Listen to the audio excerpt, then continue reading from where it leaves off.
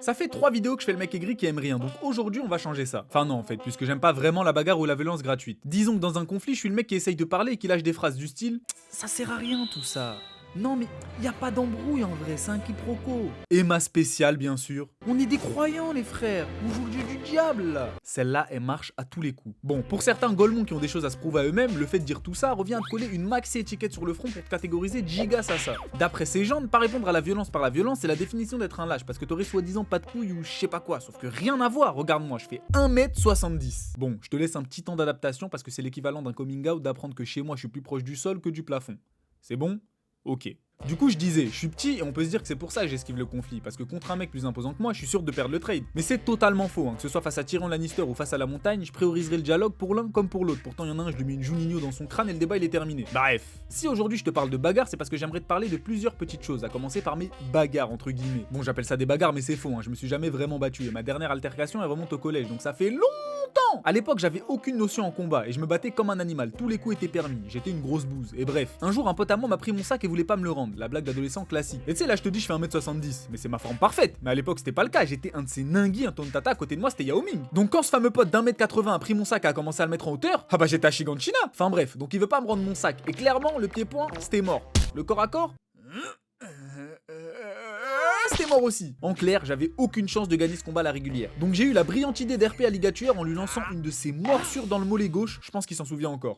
Ah bah 777 newtons de pression dans le gastrocnémien, ça t'envoie une décharge dans tout le corps, tu peux la convertir en 1000 oiseaux. Oui, je sais, c'était pas glorieux, mais moi je voulais juste récupérer mon sac, t'es marrant toi. Ou sinon il y a cette autre fois, alors je t'explique, j'ai aucun souvenir de pourquoi on s'était battu ni de où on était. Tout ce que je sais c'est qu'on était 4, moi j'avais mon pote et mon ennemi avait le sien. Donc la bagarre vient de se terminer, on est face à face et moi mon sac était par terre derrière moi. Et là je me retourne pour le ramasser et je sais pas ce qui m'a pris.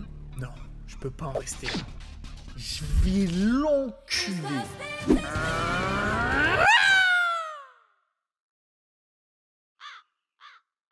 Oui, tu rêves pas, j'ai chargé une patate à 120% et je l'ai balancé au hasard en me retournant en espérant que ça fasse mouche. Alors que de 1, il était déjà en train de partir, et de 2, la distance de base là qui nous séparait, mais elle était énorme mon frère, en plus d'être un lâche, je suis juste trop bête. Enfin voilà, c'est les deux seules expériences de bagarre entre guillemets que j'ai eu dans ma vie. Et entre l'attaque du clan Inuzuka et le D3 Smash dans le vent, on peut dire que j'étais un sacré lâche quand j'étais petit. Enfin bref, toute cette partie sur la bagarre que je t'ai décrite, c'est la partie émergée de l'iceberg. Le même iceberg qui s'est fait déchirer par le Titanic. Donc la mauvaise partie, celle que j'aime pas, la violence gratuite bête et méchante qui mène à rien si ce n'est à plus de violence gratuite bête et méchante. Cycle de la haine, tout ça. Mais il existe une violence que j'aime pratiquer et regarder. J'ai nommé Shut your fucking mouth, you'll do nothing. You'll do fucking nothing. Not one of you will do nothing. Get the fuck out of here! Et oui, même si ça peut paraître paradoxal, j'aime trop les sports de combat quels qu'ils soient. Je trouve que c'est une dinguerie d'apprendre à utiliser son corps pour faire des trucs de fou à l'adversaire et tout ça dans un environnement cadré avec des règles qui limitent au maximum les blessures et les dérives. Mais même si j'aime ça, j'en ai pas vraiment fait dans ma vie. En gros, chaque fois que j'ai voulu m'y essayer, il s'est passé quelque chose. Ma première année, je me suis blessé à la cheville en novembre et j'y suis plus jamais retourné.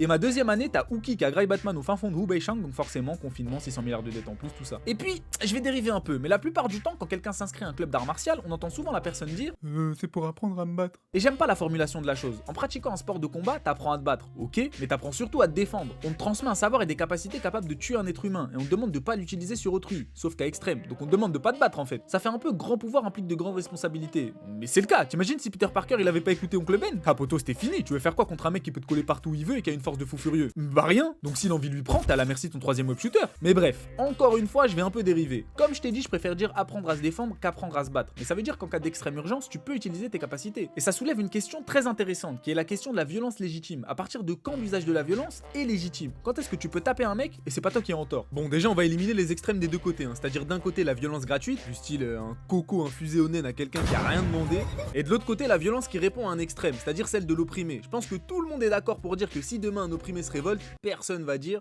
non mais la violence ne résout rien, quelle que soit la situation. T'as jamais lu Vinland Saga? Si je dois donner des exemples de catégories de personnes opprimées dont la réponse violente serait légitime que je connais tout en restant dans la sphère française pour que tout le monde voit de quoi je parle, putain elle était longue cette phrase. Je dirais par exemple les territoires outre-mer qui sont délaissés et dont tout le monde se fout. À Mayotte c'est de la gadoue qui sort des robinets quand même. Aux Antilles pareil mon frère, tu vas faire tes courses, tu prends un poulet fermier, un paquet de granola et une bouteille d'eau, tu claques un SMIC, on est où là? Ou alors les agriculteurs, alors eux, oh là là c'est le pompon, ils se font pisser dessus et personne dit rien. Tout le monde s'en fout. Et le manque de respect va tellement loin que même certains politiques se foutent de leur gueule. Bon en privé bien sûr, avoir des couilles et faire de la politique c'est comme l'huile et l'eau. Après, j'abuse un peu du terme opprimé, disons que ces gens là sont plutôt très méprisés par les gros PD qui nous gouvernent. Pourquoi ça bip là? D. Ah mais le filtre à thune il est activé, pardon, attendez.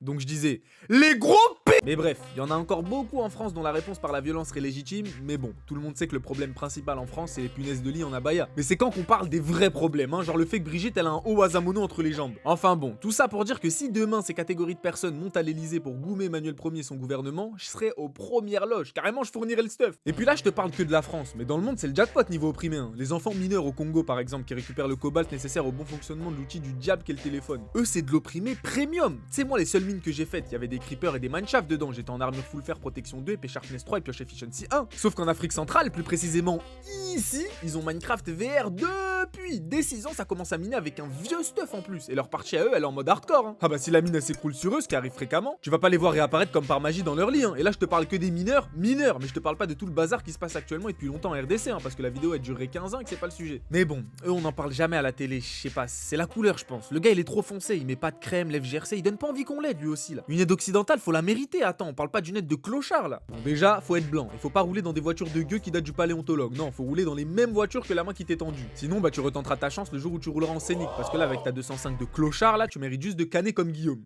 Canet, Guillaume Canet. Oui, mais on fait ce qu'on peut, t'es marrant, toi, c'est pas infini l'inspi. Et sinon, niveau opprimé, on a aussi un peuple qui morfle beaucoup et que je pense tout le monde connaît. Et pour ça, on va se faire une petite... Devinez.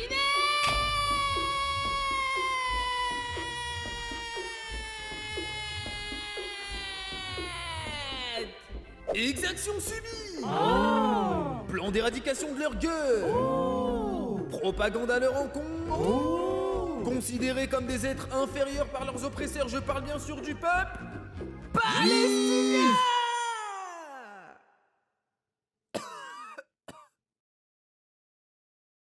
Antisémite! Ah mais attendez, ça marche aussi, arrêtez, je suis pas antisémite. Encore un islamiste antisémite soumis au Hamas. Cette haine aride assèche ma gorge. Je vais boire un coca zéro, tiens. Sans bulle aussi, le gaz c'est marrant 5 minutes. Mais bon, je suis parti en sucette là, revenons à notre sujet de violence légitime avant que le Mossad explose ma porte. Donc est-ce que dans une violence qui se situe au milieu des deux extrêmes que je viens de citer, genre une insulte gratuite, tu seras en tort si tu répondais par une insulte ou par un coup? Bah techniquement non, parce qu'on t'a provoqué, mais je trouve quand même que c'est une mauvaise réaction, et que la bonne réaction face à ça, c'est de rester de marbre et de passer son chemin. Et je sais ce que t'es en train de te dire. C'est quoi cette tarlouse là? Et je te dirais que si tu penses comme ça, bah t'es sacrément bête, en plus d'être esclave de tes émotions et de pas maîtriser ta colère. Alors attention, si quelqu'un m'insulte gratuitement dans la rue, je pense que ma première réaction c'est de remonter tout son arbre généalogique, mais je sais que c'est pas la bonne réaction à avoir. Parce que pour moi, vraiment pour moi, la vraie force, elle réside dans le fait de pas se battre même dans ce genre de situation. Et il y a un monsieur très connu en France qui prône ces valeurs justement. Et ce monsieur, c'est nul autre que Jésus-Christ, ou Isa alayhi salam comme on l'appelle chez moi. Mais t'inquiète, hein, je vais l'appeler Jésus, comme ça t'es pas dépaysé et moi j'irai pas en GAV. Jésus, c'est le spécialiste du j'ai pas d'ennemis. Notamment avec cette fameuse phrase qu'il aurait dit et qui est même un verset de la Bible, si quelqu'un te gifle la joue droite, tends-lui l'autre. Ah non mais là c'est un autre niveau, on peut pas tester. Moi déjà quand je croise des mecs dans la rue, je peux pas m'empêcher de me faire des scénarios dans ma tête où je les éteins.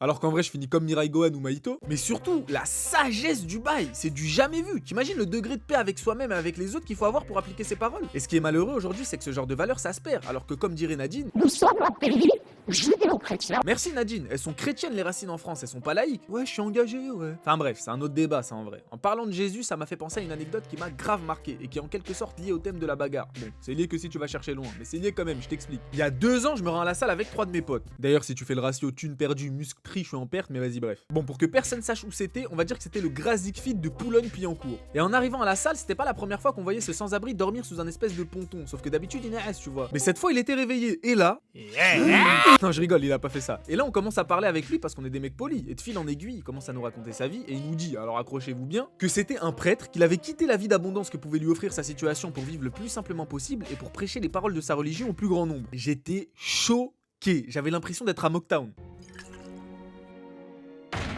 Une belle vie n'est pas faite d'abondance.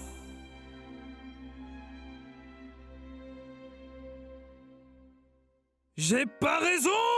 Je te promets que de mon point de vue, j'avais vécu la scène comme ça. Et c'était surtout trop inspirant. Un prêtre qui dévoue sa vie à Dieu et qui se bat contre le froid, la faim et le confort que peut offrir une vie en Occident pour prêcher les paroles de sa religion tout en ne mendiant pas. Je sais même pas comment il se nourrissait le poteau. Non mais je sais pas si tu te rends compte de la dinguerie. Et cette rencontre, bien qu'elle peut paraître anodine, elle m'a grave fait cogiter sur le gros caca que je suis et que nous sommes. Oui, je dis nous, surtout toi là avec le t-shirt noir. Le monsieur était heureux et souriant alors qu'il avait rien pour lui. Pendant que nous on a tout, mais au final on est impatient, grincheux et ingrat. Rien que le fait d'avoir un lit et un toit, c'est une bénédiction déjà. Enfin bref, je m'égare. Pourquoi je t'ai parlé de ça? Tout simplement parce que c'est une forme de bagarre, une forme de violence, c'est une guerre contre soi-même. Je pense que le prêtre était constamment tenté de tout plaquer et de rentrer chez lui, mais il a tenu bon par amour pour Dieu. Et je pense que la seule violence que les gens doivent tolérer et appliquer, c'est celle faite contre soi-même.